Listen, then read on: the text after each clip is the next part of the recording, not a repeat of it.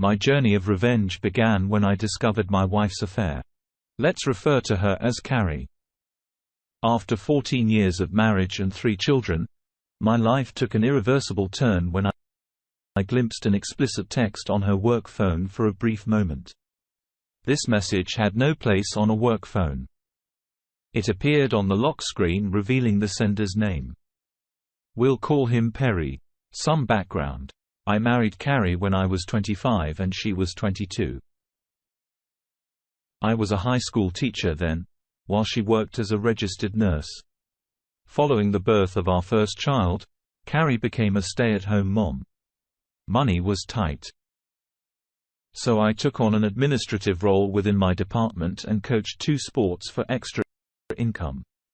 We managed. And with annual salary increases, I eventually stopped coaching and pursued an administrative credential through a program. After I transitioned into administration, our youngest child was ready for preschool, and Carrie decided to return to work. While nursing jobs are usually available, the best positions aren't always easy to come by. Carrie had to start from the beginning, working alongside much younger nurses who could handle back-to-back double shifts that took a toll on her. When she inquired about other positions with her supervisor, she was informed that without a bachelor's degree at that time, she only had a 2-year ADN. Advancement wasn't possible. I assured her that with our youngest in preschool, after-school recreation and my retired mother who was always willing to pick up and watch the kids, I'd support her pursuit of a BSN. It took her 3 years, but she eventually earned her BS and was promoted to a better role at the hospital. Things were going well, our finances were in good shape, and we finally moved into a bigger home, bought new cars, and more. My career shift from school administration to district administration gave me more time to spend with Carrie and the kids. Her schedule became more predictable. And even though I often had long work hours, this change allowed us to fulfill our dream of traveling to the places we'd listed during our honeymoon. She kept that list in our wedding album. Years later, I noticed that she carried 2 phones. When I asked about it, she explained that the hospital provided one of them. I didn't question her because my district also offered a phone or phone stipend. I chose the stipend. More months went by, and I believed we were a perfect family. I charged my phone in our den, and she charged her phones in our guest bedroom, which also served as a computer room where we could monitor the kids while they were online. I was updating computer software when I noticed a light on her work phone. She usually placed her phones face down while charging. Out of curiosity, I reached over and turned the phone face up. A message had appeared on the lock screen asking her when she'd like to get a BJ again, but using much more explicit language. The sender was Perry. Everything around me seemed to come to a halt. I was frozen. My initial thought was, what on earth is this? It's her work phone. A message like that could get her fired. Then the realization hit me. Was Carrie involved in an affair? It's fascinating how the mind functions. Suddenly, I started recalling various things Carrie had done that seemed strange. I had either brushed them off or accepted her explanations right away. She frequently left the room to answer calls or respond to texts claiming that it would breach patient confidentiality if I overheard her discussing a patient. I accepted this because education has similar privacy regulations involving students. Sometimes she'd return home with a faint cologne scent on her clothes, attributing it to assisting male patients with moving.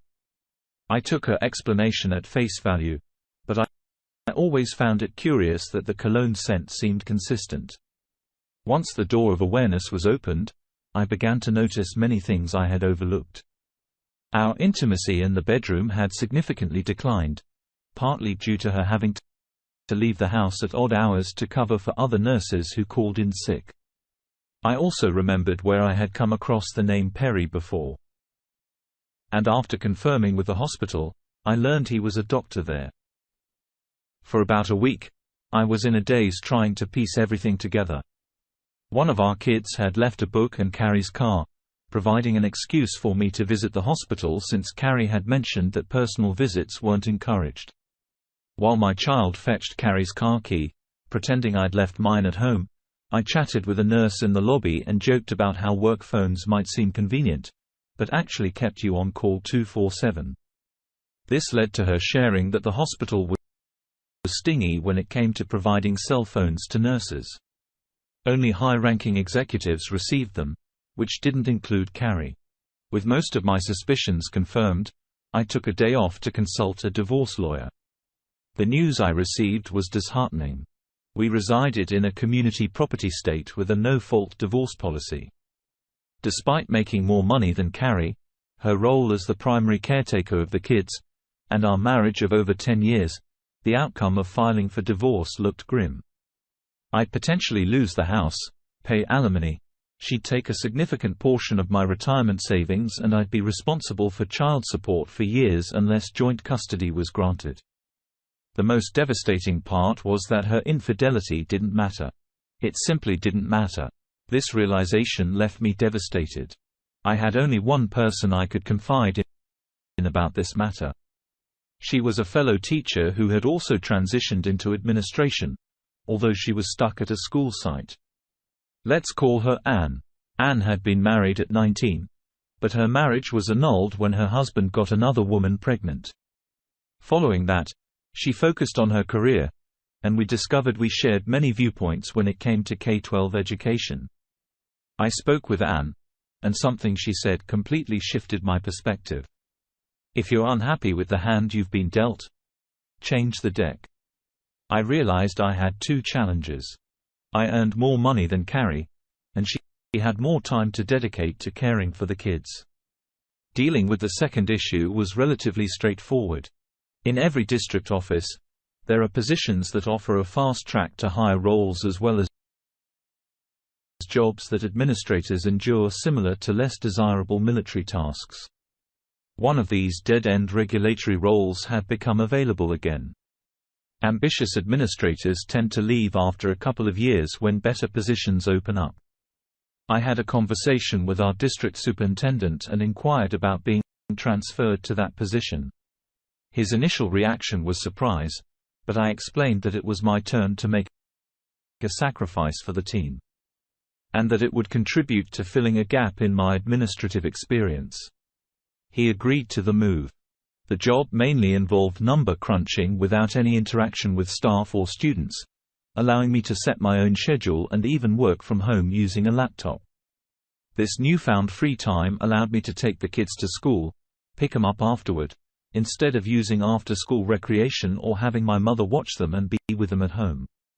I assisted with their homework, cooked dinner, and more. While my ultimate goal was to become their primary caregiver, I can't express how much I genuinely enjoyed playing a more active role in their daily lives. Although my salary remained unchanged, I needed to find a way for Carrie to significantly increase her income from her current nursing position. I recalled Carrie's frustration when a supervisor mentioned that in the future, bachelor degrees will be worthless, and everyone will need at least a master's degree. Her hard work in obtaining her BS felt belittled by that comment. I persuaded her to consider starting a MSN program. I assured her that due to my much more flexible work schedule, I could continue caring for the kids. Initially hesitant, I then proposed you could have every evening free to study or attend classes, whatever you want. Her eyes lit up instantly, likely thinking about the possibility of spending more time with Perry. To ensure she was truly making progress in her MSN program, I directly covered her tuition and fees at her university. It was anticipated to take her anywhere from 2 to 3 years to complete. Those years brought challenges at times. I could sense whenever she hurried off to meet Perry or return from seeing him. There was a certain excitement or satisfaction in her eyes that wasn't present when she focused on her coursework. I had to either offer a smile or act like I hadn't noticed. There were moments when my patience were thin, leading to arguments over trivial matters. A few times, I nearly jeopardized the entire facade, having to control my anger and apologize instead of hurling insults at her, which she perhaps deserved. Throughout this period, Anne remained my trusted confidant. I had recommended her for the previous fast-track role I held, and she joined me at the district office. Anne possessed qualifications, diligence, ambition, and only required an opportunity to impress the higher-ups. After she impressed everyone, I even received praise for recommending her. Anne and I initiated our own affair. It wasn't a fiery, passionate romance, but rather two friends fulfilling each other's needs and played an essential role. Without her, I wouldn't have been able to sustain the illusion of being the oblivious Sim. So when Carrie returned home with a smile after spending time with Perry, I managed to bear it and even returned the smile because I had my own lover. After 3.5 years, Carrie finished her MSN degree and earned a promotion at her hospital. Her salary saw a substantial increase, surpassing mine.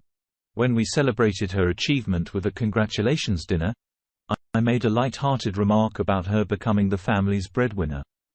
She chuckled and playfully suggested that I should become a stay-at-home dad now.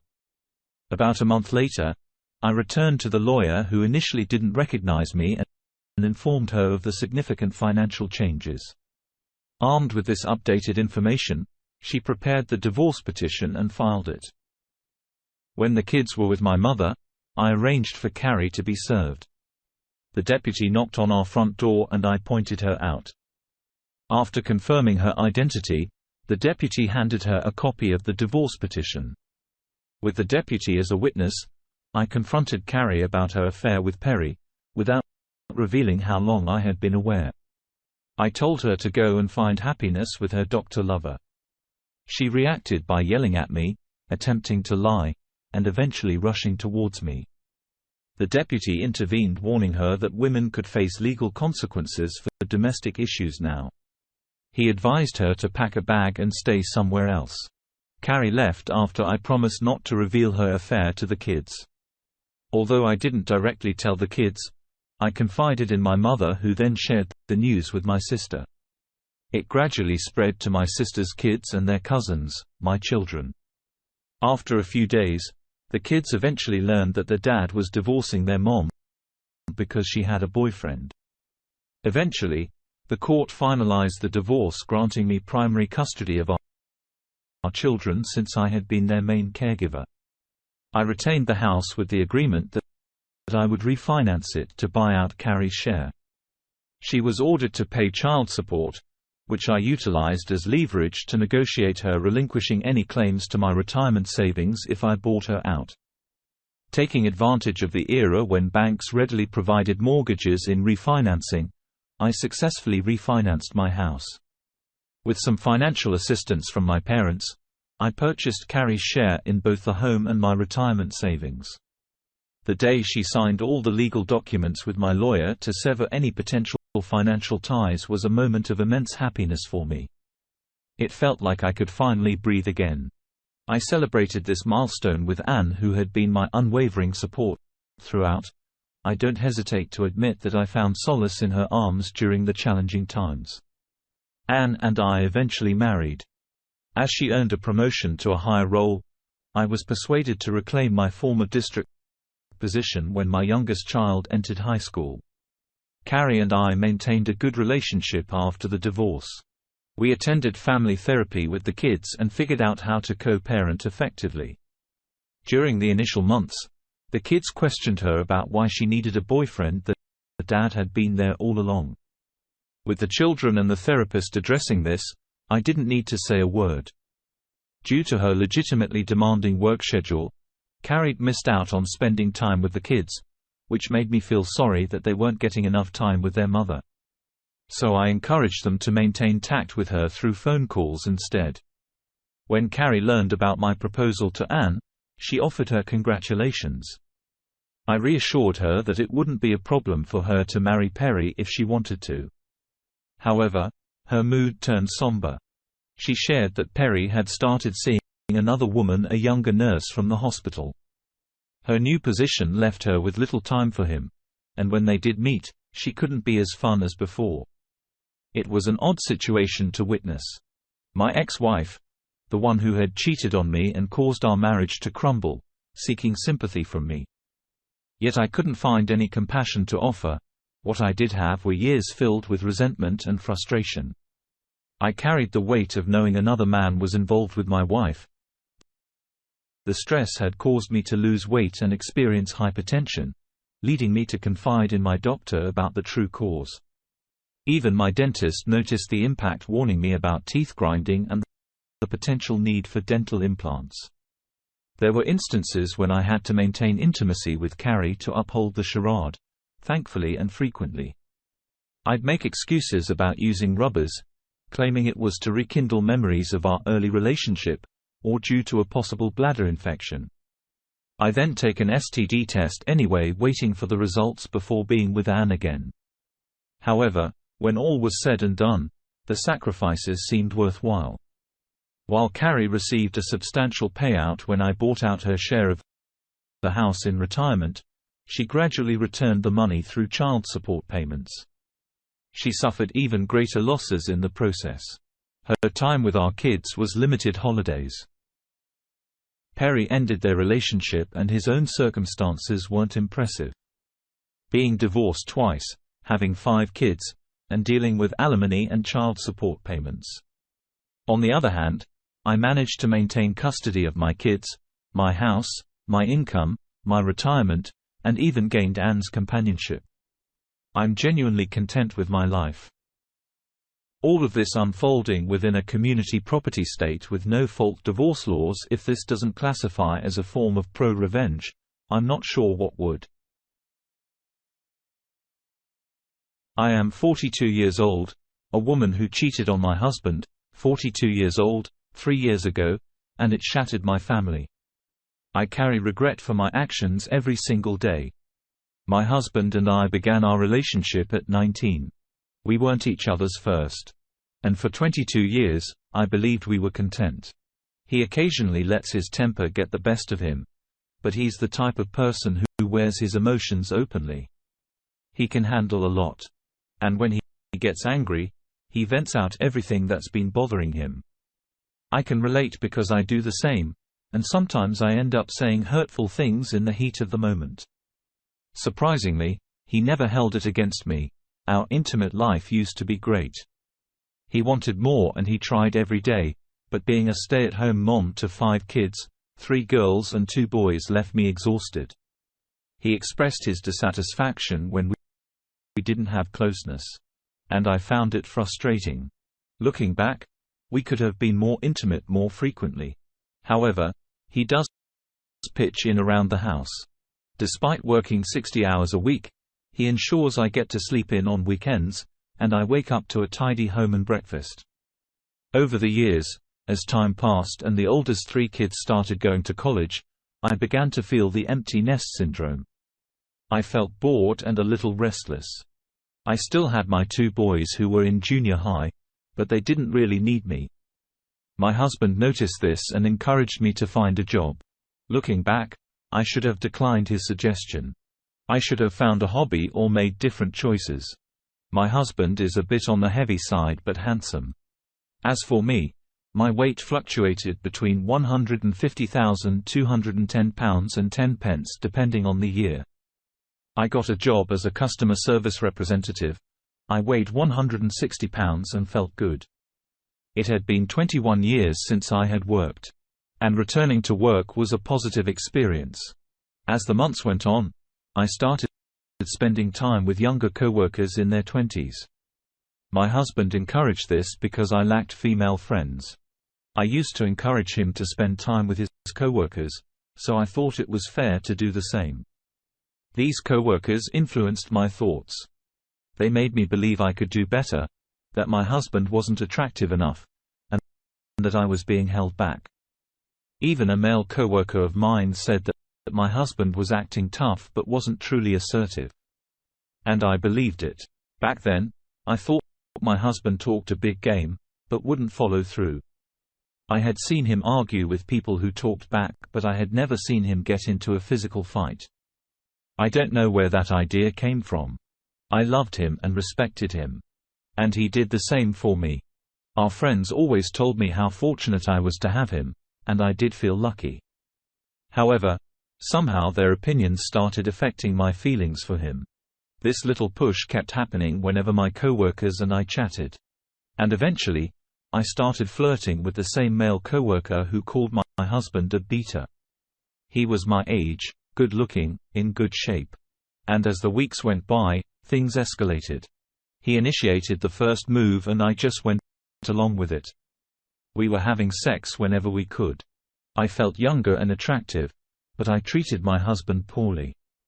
I refused him sexually, made fun of his weight and even tried to make him doubt our relationship by making him think he was crazy. Looking back, I'm not sure why I was acting that way. I don't recognize that person in my behavior. I understood how bad things were when my husband crushed a glass with his bare hands, giving me a hateful look during dinner. "You have a hickey," he said angrily as he wrapped his injured hand and left for urgent care. My sons were shocked by the scene. The oldest one's eyes turned red, and he quickly left the room. I called my lover and shouted at him. And he admitted he gave me a hickey to mark his territory. I felt disgusted, and it was the first time I felt truly sorry for what I had done. It was past midnight when he arrived home, looked directly into my eyes, and asked how long. I wanted to deny it, to say no, but his expression gave it away. So I admitted 4 months. "Did you perform BJ on him?" I remained silent.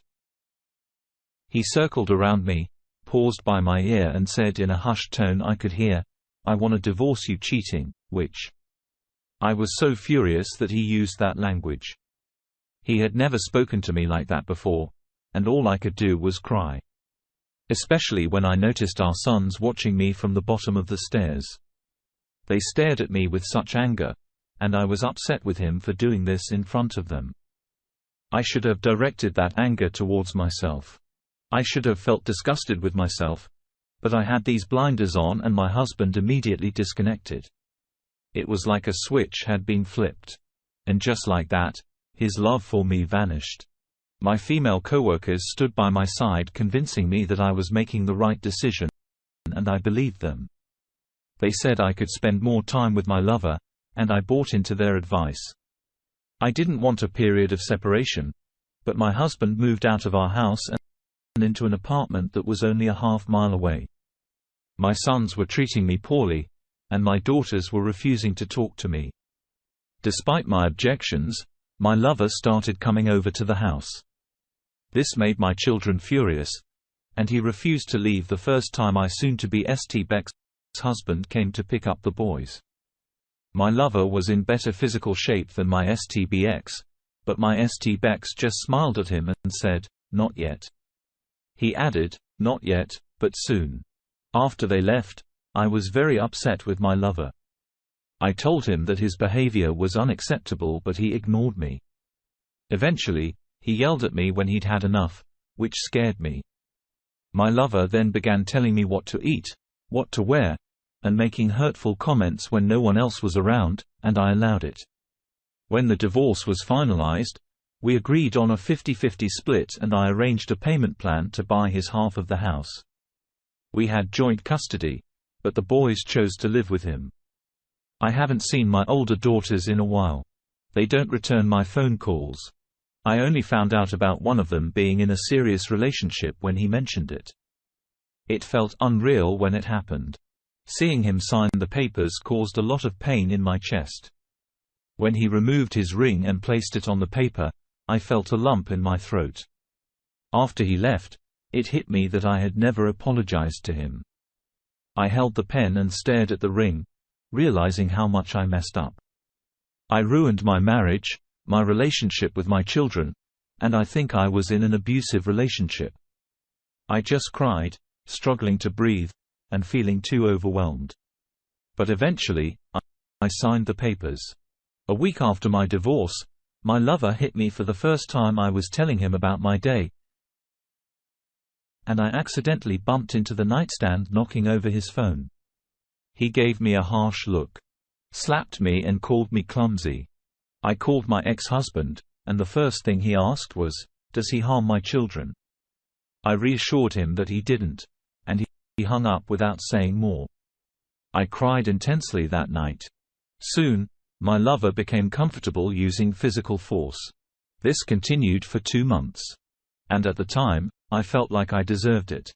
My ex-husband never laid a hand on me, but my lover did. And I saw it as a form of karma. The mistreatment only ended when he struck one of my daughters who had returned from college due to COVID-19. She was the only one who chose to stay at the house. My 2 older children stood by the dad's side. After one call from her, my ex entered the house and offered my lover a chance to hit him before beating him brutally. My ex had a stone-cold expression throughout, showing no emotions. I had to plead with him to stop. He looked at our daughter's bruised face and asked which hand my lover had used to hit her. He then broke my lover's right hand by stomping on it. When everything was done, my ex took him outside and dragged him away, not once acknowledging me. He brought him to the hospital and told the that my lover fell downstairs. My husband stood by my lover's side, and though I don't know what they talked about, the next day, my lover quit his job and left me. I continued working while my ex began getting involved with some of my single friends, including a few co-workers. One of them was the girl who encouraged me to cheat.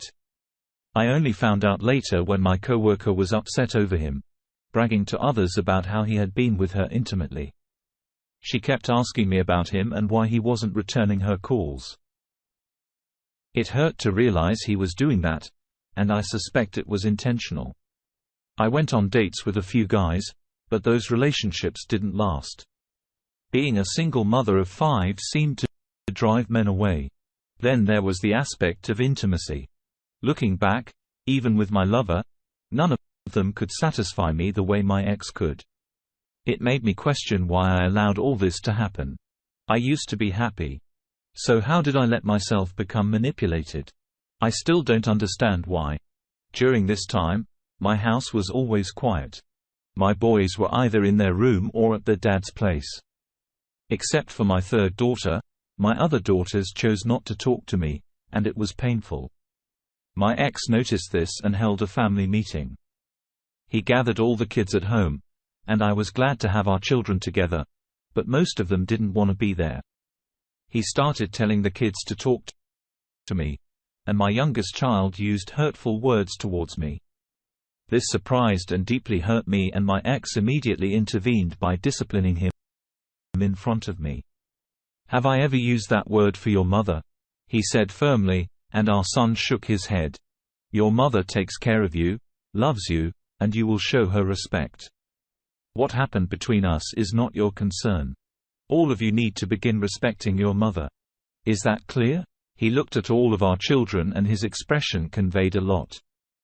As a result, my relationship with my children began to improve. During the 2nd anniversary of our divorce, we managed to be civil. We laughed, talked. He frequently visited to fix things and discuss the kids. For a while, I felt like I had my husband back and I leaned in, but he pushed me away and said, "No," before leaving. A month later, he started dating our youngest child's teacher. She's 10 years younger than him, and they share many interests. She's very attractive, and I tried to be polite while they were dating, even though it hurt to see him looking at her the way he used to look at me, how he touched her, made her laugh.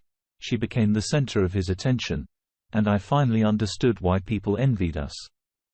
Why they kept telling me how lucky I was. That level of devotion. Why hadn't I noticed it before? I had a nervous breakdown when I found out they were going to have a baby and get married.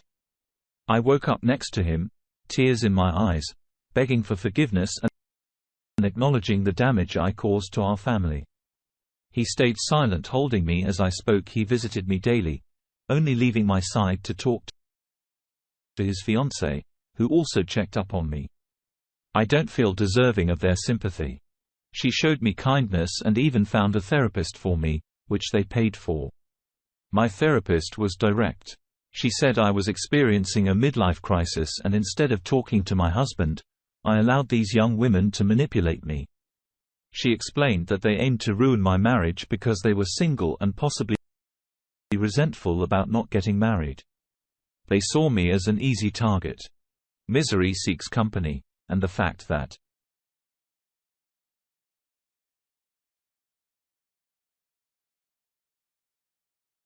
struggling and suggested I share my feelings on Reddit. Create an anonymous account and let your emotions out. It can be therapeutic, and an alternative to group therapy. My ex's new wife is kind. She frequently checks on me, talks to me, and ensures I'm okay. Even though I want to feel resentment, I can't because she's genuinely nice and the twin boys are adorable. My ex also comes by to make sure I'm all right, asking if I've been eating. He assures me that despite our past, I'll always be the mother of his children, and he'll be there as a friend. Last Saturday, he even came over. Let me rest, clean the house, and prepared breakfast. That moment made me break down and cry. I deeply miss him. I miss my husband, my best friend. Even now, I can't comprehend how I was manipulated so easily. Despite my kids being around, we're not as close as before. But they're here. Yet the one person I yearn for the most isn't here. He's moved on, and it's my fault. One day, I'll move forward in life, but for now, I believe I deserve this pain. I deserve it all. Update. I had a conversation with someone through messages, and I wanted to clarify things. I wanted to discuss what my ex went through, but I felt it wasn't my place to talk about his pain. I made numerous attempts to make things right, but he didn't want anything to do with me. The situation was complicated by the fact that the person I was involved with didn't want to leave me alone regardless of what I did. I felt trapped. During the affair, I was in a strange fog. It's difficult to explain, almost like an out-of-body experience. The last day of the affair was meant to be final, but it left a lasting impact on me. I recalled how I pleaded with my ex to give me another chance.